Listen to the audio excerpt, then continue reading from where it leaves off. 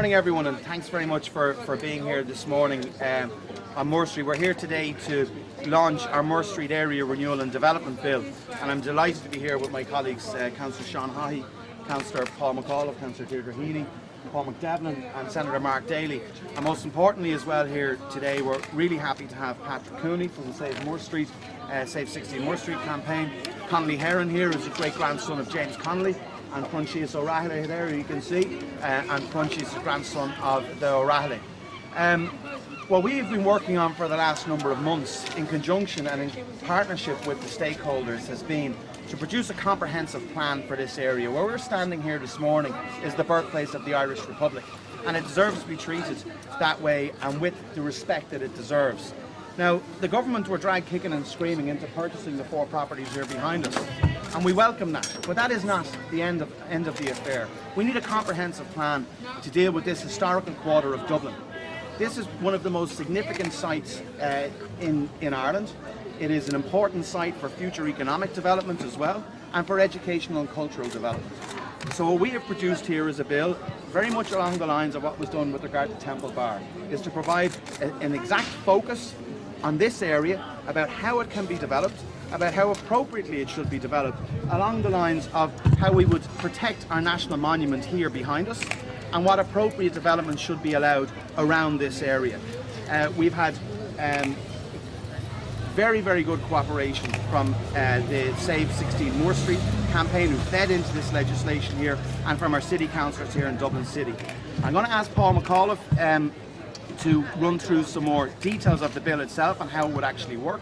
We're obviously going to be seeking support from all parties, because no party owns this site. The people of Ireland own this site, and the people of Ireland own 1916, and we want to see it as inclusive as possible. And after Paul is finished, I'm going to ask Sean Haughey, Councillor Sean Haughey, to bring you through on the developments in the City Council, and we'll take any questions after that. And of course, both Patrick, Connolly Heron and Prunchias O'Reilly are here to make comments as well on this important piece of legislation, which we hope the government will support. Had a proposal before us in the City Council which would have allowed us to secure the National Monument, but unfortunately it would have meant us accepting an inappropriate development. We have effectively embarrassed the government into a decision where they've had to purchase the site, and as Darragh said, Councillor Haughey will deal with that. What we're doing here today is completing the second part of that. It's about an appropriate development around this historical site, and you only have to walk the laneways behind us to see the huge cultural, economic and historical significance of the area. This shouldn't be an area 10 metres from O'Connell Street that is laying in dereliction. It should be an area that's thriving, that has restaurants, that has coffee shops. The vehicle that we've used is the Moore Street Development Bill, which I drafted with Senator O'Brien. I believe we can do that if we can get cross-party support on it. It's really important that we ensure that this part of the city is an integral part of the economic development of the city, as well as, I say, the huge potential that arises from the international tourism and the economic elements around the 1916 Rising. Sean might actually brief us on the developments which took place. As a member of the Moore Street Advisory Committee, we realised that something seriously had to be done in relation to these buildings. Obviously, the relatives, I think, were extremely important. For many years, these buildings lay derelict, and the relatives campaigned and campaigned and campaigned. Minister Dick Roche, as Minister for the Environment, declared 16 Moore Street a national monument, and that was the start of the process. But city management, in association with Chartered Land, who own all this property, even though it's in NAMA, they came up with a proposal to swap 24, 25 Moore Street for the National Monument buildings. We did not agree with that proposal. We felt that it would guarantee the destruction of the National Monument and also the Moore Street Terrace. This Moore Street Terrace is extremely important. The 16 houses in the terrace. And had we gone along with that deal, it would have guaranteed the destruction of the whole terrace. And that's the most important thing. You cannot compromise. The deal was a compromise, and you cannot compromise when it comes to our heritage and our history.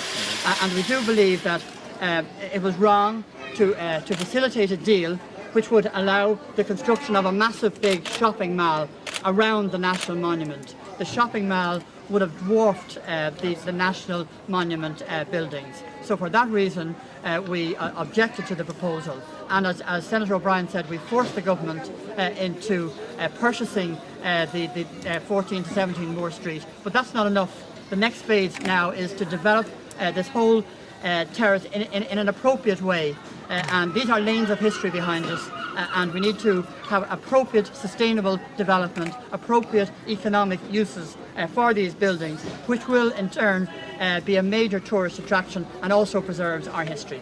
Thanks, Sean. So I keep pinching myself to see if they're still there, which they are, and I hope the entire terrace now is saved, and that this, up to now, uncaring government will just realise how angry not alone the relatives are, but how the descendants feel, and that not alone to their memory be remembered, but the actual place where the last stand took place, which we're standing on now, which are sacred cobblestones, bloodstained cobblestones. And now that 7 million has been spent on the interpretive centre in the GPO, they have the unique opportunity now of putting a link here to the actual battlefield area, where nowhere in the world has this opportunity, through the evacuation route.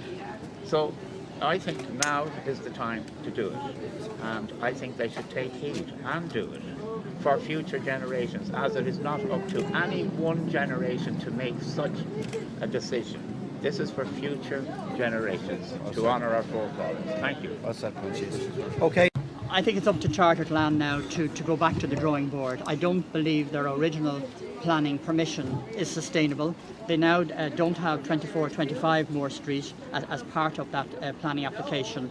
So it is incumbent on them now to go back to the drawing board and to come up with a revised proposal which ensures sustainable uses for this terrace here, which ensures the survival of the history of this area, and to come up with something, a more sustainable planning application.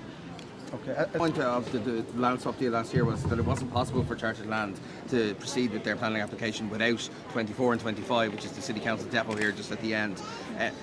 The key point here is now what we need is a development company that has the interests of the Irish people and the state, and that can develop it in a way with all of the sectors, public and private, in this area. And I think that's the first thing. The bill gives the power of compulsory purchase order to the development company, but it also gives a responsibility to work with the landowners in the area, as has happened in Temple Bar and other areas.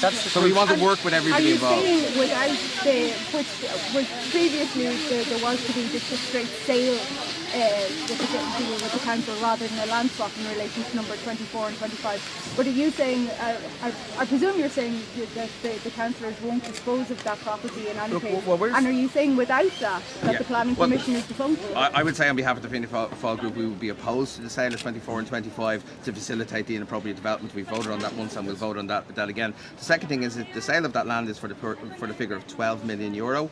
I can't imagine NAMA releasing any funds to Chartered Lands to facilitate a sale of a property which was valued at 12 million and is far from that now. So I can't imagine the property sale going ahead. There's also serious questions around how that was processed through the council, and we won't be voting for it, I suppose. When we publish this is very doable, okay? What we're saying, we're looking for a holistic approach for the whole Moore Street area here. This can be done. You cannot deal with these 4 buildings in isolation, and that cannot be done. It's been proven before with Temple Bar, where there's a will, there's a way, and where there's the law to back it up, that this can actually be developed appropriately for all future generations. And we're not looking for people. Heather Humphreys thinks that buying the 4 properties here and that's the job done. And she, I'd say it again, had to be dragged kicking and screaming to do that, because city councillors like our group and the city councillors and others rejected the initial deal. Last year they didn't even want to talk to us. Now what we're offering is a roadmap forward that this can actually be dealt with and dealt with appropriately with the support of all the stakeholders here, and that's why we're so delighted to have the Save 16 Moore Street group and the relatives groups here today. Yeah, but